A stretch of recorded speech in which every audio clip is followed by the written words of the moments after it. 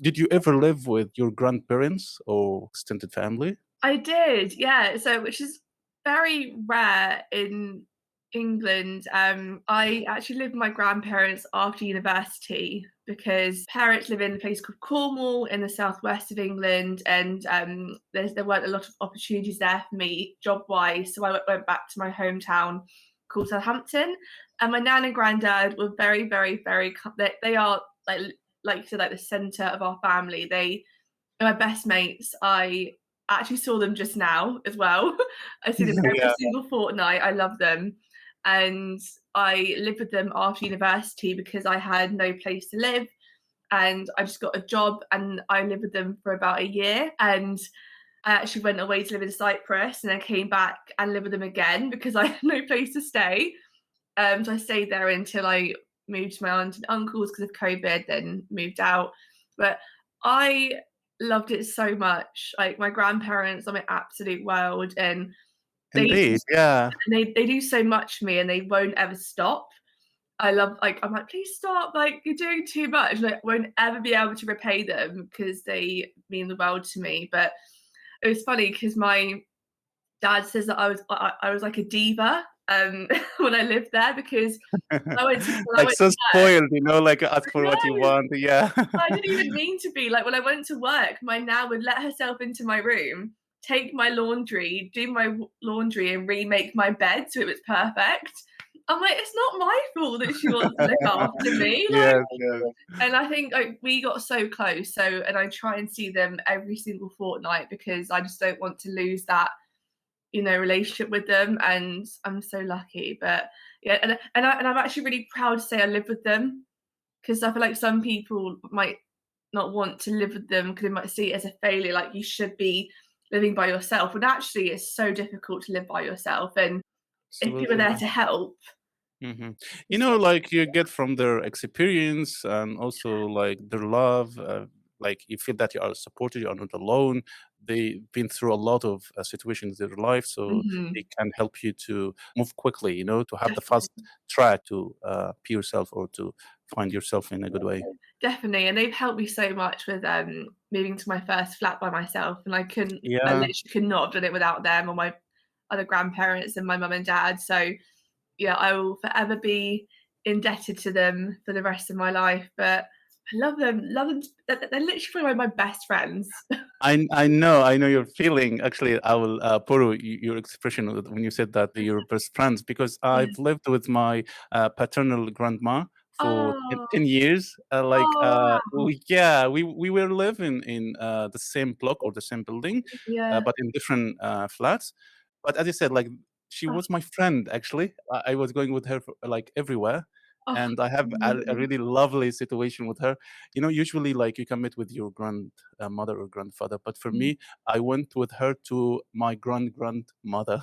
Yeah. Oh, Like, it was so funny and lovely, but it was shocking as well because, like, it's my first time to see my grandma saying "mom" to yeah, to someone. Like we yeah, always saying to her like grandma or mom. But yeah. suddenly, like you see her like saying "mom," really, Wow. like, yeah. And I was quite like young. I think I was like around 10 or 9 years Yeah. old. So it was Wow. so fun. Yeah, like always, I feel like to have this opportunity to be with your grandparents is Yeah. like a privilege, actually. I agree. Yeah. I've always been really close to my grandparents. When I was younger, I was always at my maternal grandparents for when my parents were at work, and I was always seeing my paternal grandparents too.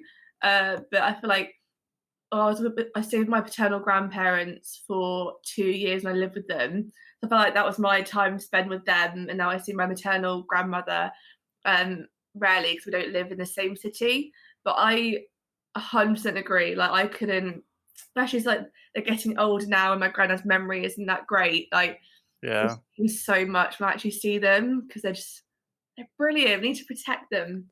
Exactly, exactly. Yeah. So, the next question is like, how do you define success through your culture? Mm.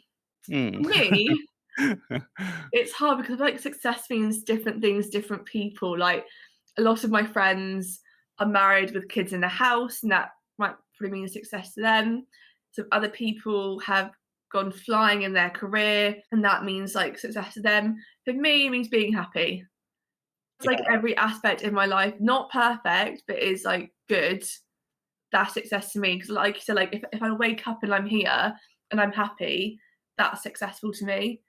Because it means like I'm in a good place. yeah, And yeah. that means to me like, oh, what do you think? What do you think like success? Same, almost same like you. Yeah. Once I'm satisfied and contented about what I am doing, Yeah. and like whatever this goal is, even it's tiny Mhm. goals, but once I'm working it and I achieving them, so this is success for me because Yeah. like success means like I'm happy, as you said. Like Yeah. what makes you happy? So that's mean like I'm successful because like we are different, you know. Yeah.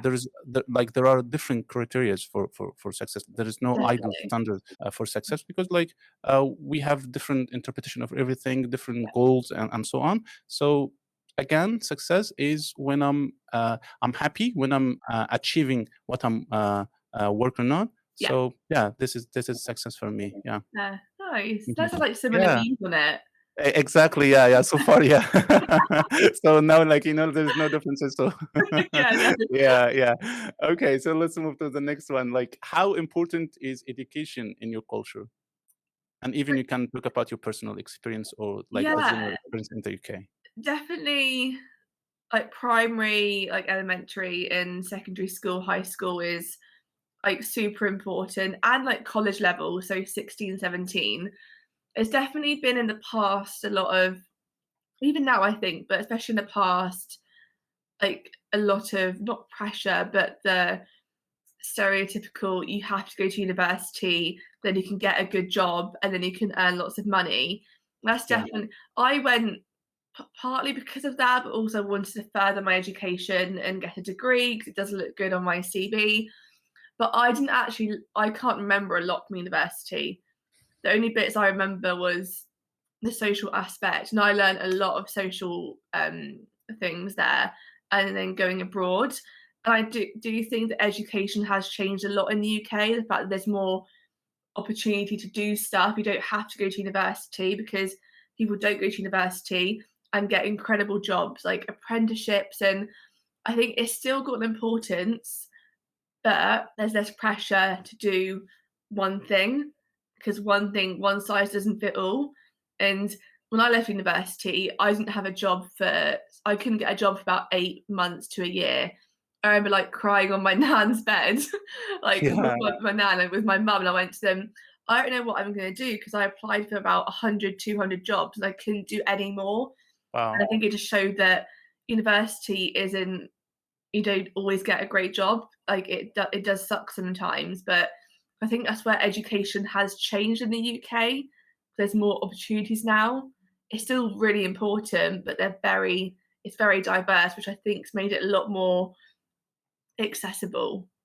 Yeah. Definitely. Like, what do you Mhm. think? Do you have any like opinion? Yeah, same. It's really important, and for me personally, I believe that education like form our mentality, like kind of Oh evolving yeah, your mentality and make you like to think differently and to like give you like a different interpretation for everything, yeah. and also it will like manifest Mm, while you're dealing with people in your behavior, you know. So yeah, it's still so important, and here like I believe that like 90% of Egyptian people are educated. yeah, Maybe we have some illiterate people, but like from that old generation, you know, not that yeah, young generation. yeah. So still so important, and Mm, yeah, because like as you said, like, also like to have like a better future or to have a better opportunity while you are searching for jobs. So yeah, education mm, is really really important here as well. But some people they say like they trying to less from the importance of education, but like still like education is everything because like as I said, like I noted that while you are dealing with someone who's literate and illiterate, you mm, feel like there's something missing, you know, yeah.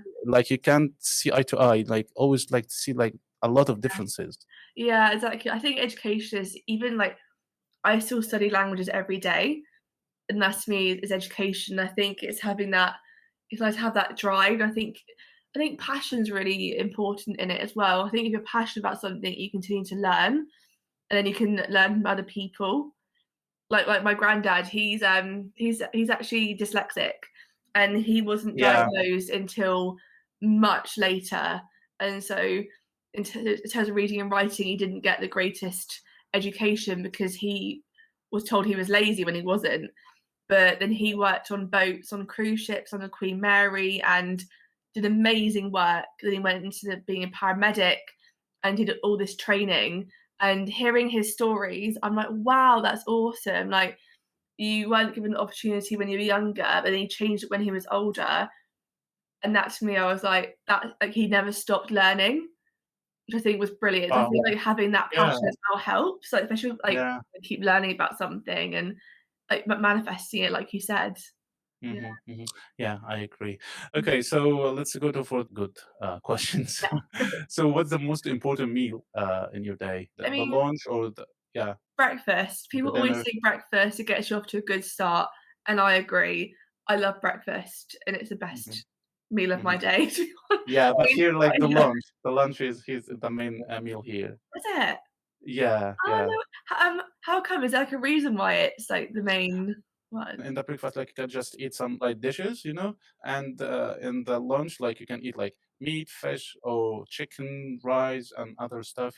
Oh. So this is the main meal. Wow, I didn't It's even lunch. realise that. That's amazing. Yeah, yeah, and the dinner as well. Like it's like breakfast is like light meal. Oh, wow, I didn't know that. Yeah, and me personally, I just have 2 meals a day. Yeah, oh, 2 meals. Yes, yes, breakfast and lunch. Yeah. Wow, I can't stop eating, I'm really bad. But, like, I do lots of heavy weight training, and unfortunately, that comes with wanting to eat every single thing in my cupboard, which is very difficult and I shouldn't be doing. Yeah. So, like, do you have like domestic meal or indigenous meal that you keep eating it? Oh, I personally don't. I'm quite boring because I'm a gym girl, but I think in terms of the UK household, every Sunday or most Sundays, especially like family get-togethers, we have the classic British Sunday roast with meat, vegetables, gravy, potatoes, Yorkshire puddings, stuffing, cheesy leeks, and it is the best thing in the entire world. I love it. It's a good family hearty meal every Sunday normally, but Yeah. it takes a long time to cook. So when I first moved into my flat, I said, I'm going to do a roast every Sunday. It would take me 5 hours to cook Wow. for me to eat it in 2 minutes. Oh. And there's a lot of things that So I disappointing, thought, yeah. I'm not doing it, yeah. So we tend to, I only have it when I see my family, but my little cousins, though they're like 2 years younger than me, but little cousins, Yeah. always had this problem. Not a problem, but they always pile lots of food onto their plate. And I know they are not going to eat it, but I say nothing. And when they finish, I have their food. So it works out well for But me. eat it. Yeah. I'm like, Yeah. I know not to, like, get a lot of my plate 'cause I'm gonna have their food because it's a Yes. roast. But I think that's the main British, like, national meal that everyone pretty much How has. about the fish and chips? Chips on the beach. I love fish and chips. Classic. People might have it, like, once a week, once a month, but it's just so good to have on the beach. It's like a very informal meal when you all want to get together and oh, yeah, fish and chips and a roast dinner are the best. How about you? Do you have it's like a particular meal that has a lot of meaning or But I'll speak in general. Like here in Egypt, we have like meal or popular meal called like kosheri. It's kind of mixture of seeds, like rice, pasta, lentil, onion, garlic, vinegar, and they mix it together and you can eat it. So kind of a tasty and a Mm, healthy one. nice. This is kind of like a quick meal to Yeah. do. But I believe, and also differ from a family to another. But I believe that the main dish here kind of like rice, side like meat or fish or chicken with Nice. with salad or with like vegetables. Like this is I think the main one. Also, we Yeah. are famous for stuffed cabbage. Oh, Yeah, nice. yeah. Do you know it? I I I think I've heard of it, but I don't think I've ever had it before. Okay, and also like stuffed grape leaves, Okay, yeah. maybe, and also aubergine, like stuffed aubergine as well. Oh, no way. Oh, Yes, cool. yeah. I didn't know that. This is kind of the main dishes here in Egypt. Cool, I didn't realise, like, stuffed aubergines would be like yeah. Yeah, Oh, amazing. Yeah. Yeah.